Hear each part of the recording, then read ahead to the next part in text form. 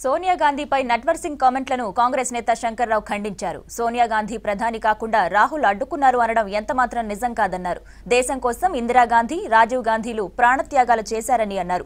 పిచ్చి పట్టినట్లు పుస్తకంలో ఏది రాస్తే అది జనం నమ్మరని అన్నారు శంకర్రావు. మేడం సోనియా గాంధీ గురించి మాట్లాడిన మాటలను నేను ఖండిస్తా ఉన్నా. ఈ must అప్లైజ్ to the nation.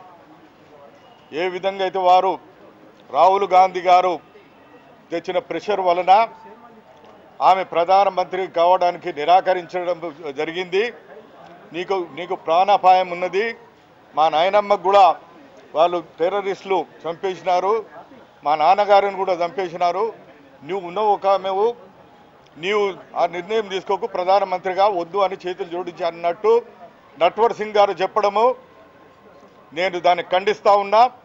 Political senior నుండి 10 ఏళ్ళు బయట అయిపోయినందుకు నీవు ఆ విధంగా పిచ్చి గరిచిన దానిలాగా మాట్లాడుతూ ఉన్నావు, దాన్ని ఖండిస్తూ ఉన్నాం.